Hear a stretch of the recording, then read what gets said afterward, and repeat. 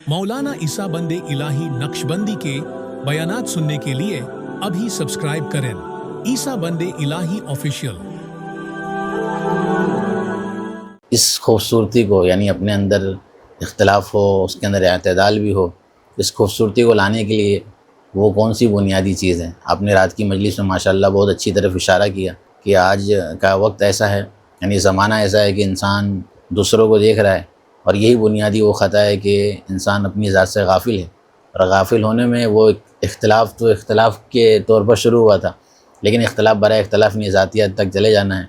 और ज़ातियात में भी इस तरीके से जैसे कि बहुत जानी दुश्मनी हो उससे, तो इसको ख़त्म करने के लिए उस तालिब इल्म को, उस उस्ताद को, या इसी तरीके से उस शख्स को जो इसमें मुलव्वस है, क्या करना चाहिए? सबसे पहले इंसान को, मैंने कल ही गुफ्तगू में ये बात कही कि इंसान को अपने ऐब को देखते रहना चाहिए। हमारा हाल ये है कि हम अपनों को नहीं देखते, दुनिया भर के लोगों को देखते हैं। अपने को गलत नहीं ठहराते, दुनिया भर के लोगों को। जब हम लोगों की गर्दन झुकती नहीं है, दिल की तरफ नहीं जाती है, तो हमारी जब गर्दन उठी रहती है तो हमें चेहरा दूसरों का नज़र आएगा और दूसरों के दाग धब्बे नज़र आएंगे। और इंसान फिर बाद में इस मामले में इतना आगे बढ़ता चला जाता है और ऐब ढूंढते ढूंढते हज़ारों ऐब तलाश कर लेता है।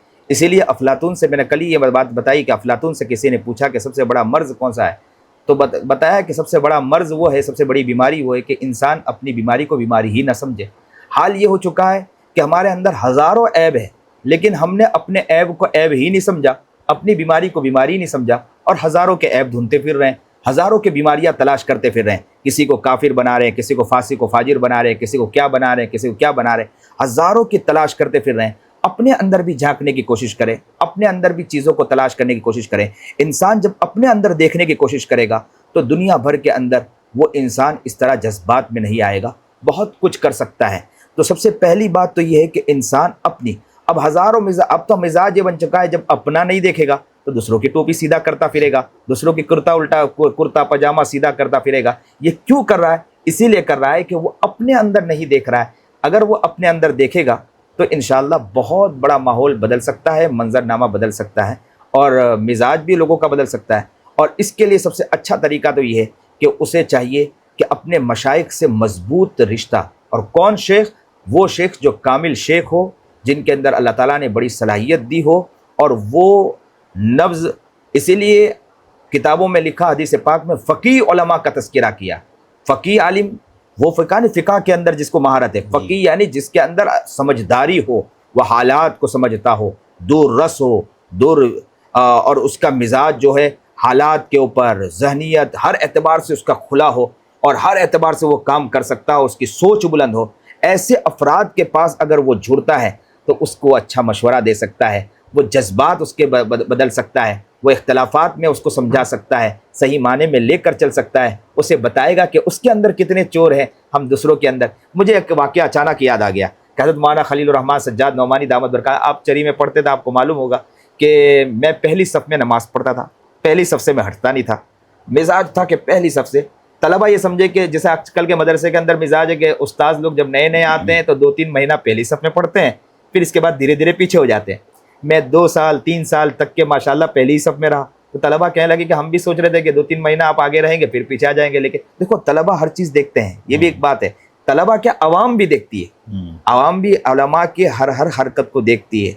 अगर इख्तिलाफी मामला चीज़ें हैं, आपके अंदर फुअड़पन है, सब अवाम देख रही है। तो मैं पहली सब में तालिब इल्म कहने लगे कि हम भी ये समझे कि 2-3 महीना आप आगे रहेंगे फिर पीछे आ जाएंगे। लेकिन 2-3 साल के बाद मेरे दिल में अचानक, क्योंकि मुझे सुन्नतों के सिखाने का बहुत शौक़ था, आपने देखा होगा तलबा के पीछे मैं जैसे ही नमाज़ ख़त्म होती थी तो तलबा को मैं सुन्नत के लिए खड़ा करता था और उनकी सुन्नतें देखा करता था। तो मैं हज़रत के पास गया, देखो बड़ों के साथ जुड़ने से कितना बड़ा फ़ायदा। मैंने हज़रत से जाकर कहा कि हज़रत, मेरा दिल ये चाहता है कि हज़रत हरदोई रहमतुल्लाह अलैह अक्सर नमाज के अंदर पीछे खड़े रहते हैं, तो मेरा दिल ये चाहता है कि मैं नमाज के अंदर पीछे खड़ा रहूं, ताकि ये है कि पीछे खड़ा रहूँगा तो तलबा की नक्ल हरकत पता चले और सुन्नत के मुताबिक नमाज पढ़ रहे कि नहीं पढ़ रहे हैं, मुझे इसके बारे में भी इल्म हो। तो इसलिए मैं चाहता हूँ कि पहली सफ़ से बजाय मैं आखिरी सफ़ में नमाज़ पढ़ूँ। तो हज़रत वाला ने सर झुकाया, उसके बाद सर उठाकर बहुत प्यारी बात निकल की कि मौलाना, पहले अपनों ही को नमाज को देख ले, अपनी ही चीज़ देख ले, तो इंशाअल्लाह बच्चों की इंशाअल्लाह इस्लाह होती चली जाएगी। अल्लाह अकबर कबीरा।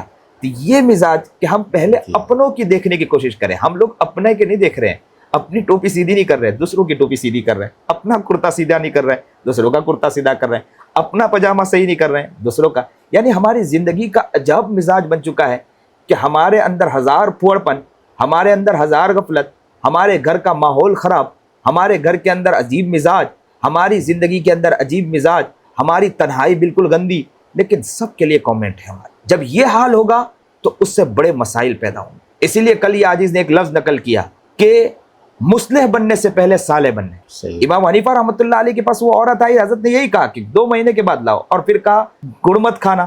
اور حضرت کو پھر پوچھا اس عورت نے، تو یہی کہا امام حنیفہ رحمۃ اللہ علیہ نے کہ 2 مہینے تک کہ میں نے گڑ چھوڑا، اور میں نے سوچا کہ اگر میں اس زبان کے ساتھ اسی وقت میں کہہ دیتا کہ گڑ مت کھانا، میں گڑ کھاتا رہا، اور اس گڑ کھانے کی وجہ سے کہیں ایسا نہ ہو کہ بچوں پر اس کا فرق بھی واقع نہ ہو. اللہ اکبر کبیرہ.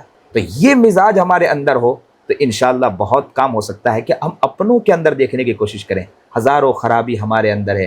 ہم عوام کو بھی دیکھتے ہیں کہ شراب پی کر چل رہا ہے، فاسق و فاجر کہہ دیا. عوام کو دیکھ کر چل رہے ہیں کہ وہ کوئی گندا کام، اس کے اوپر ہم نے کامنٹ پاس کر دیا. نہیں، یہ علماء کا کام نہیں. علماء کا سینہ بہت بڑا ہونا چاہیے. کوئی آ کر کہے کہ دیکھو وہ شراب پی رہا ہے، تو آپ ان سے کہو کہ ان کی وہ اچھے اخلاق ہے، ان کا وہ مزاج ہے، اللہ نے ان کو بہت اچھی صلاحیت دی. جب آپ یہ لفظ کہو گے تو آپ کے دل میں درد ہوگا، اور درد ہوگا، آپ اس کے پاس جاؤ گے. لیکن آپ کہو گے ہاں میں دیکھ رہا ہوں بہت گندا آدمی ہے، تو اب آپ کس کے پاس کیسے جاؤ گے؟ آپ کے اندر درد ہی نہیں آیا. آپ تو صحیح. آپ کب اس کے اندر آپ اس کے لیے روئیں گے؟ آپ اس کے لیے کب تڑپیں گے؟ جب آپ کے پاس اس کی ہزاروں اچھائی ہوگی. ایک برائی کو دیکھ کر آپ اس سے متنفر نہیں ہوں گے. ہمارا حال یہ ہے کہ ہم 1-2 برائی کو دیکھ کر متنفر ہو رہے ہیں. ہم اپنے ساتھیوں کے 1-2 برائی کو دیکھ کر متنفر ہو رہے ہیں. ہم ان سے دور ہوتے جا رہے ہیں. ہمارے ساتھیوں کے بارے میں نے ابھی صبح ہی بتایا کہ کئی ساتھی ایسے ہیں کہ جو ایسے ہیں کہ جو عجیب گفتگو کرتے ہیں. میرے پاس فون بھی، لیکن میں ان کے ہزاروں اچھائی کو دیکھتا ہوں، ایک چیزوں کو نہیں دیکھتا ہوں. جب نہیں دیکھتا ہوں تو مجھے ان سے کوئی مسائل بھی نہیں ہے، نہ لڑائی ہے نہ جھگڑا ہے. اور جب لڑائی جھگڑا نہیں ہے تو میں ان سے جڑتا بھی ہوں، محبت بھی پیش کرتا ہوں، اور نہ مجھے اس سے کوئی اختلاف ہے. تو ہم اپنوں کے اندر دیکھنے کی خاص کوشش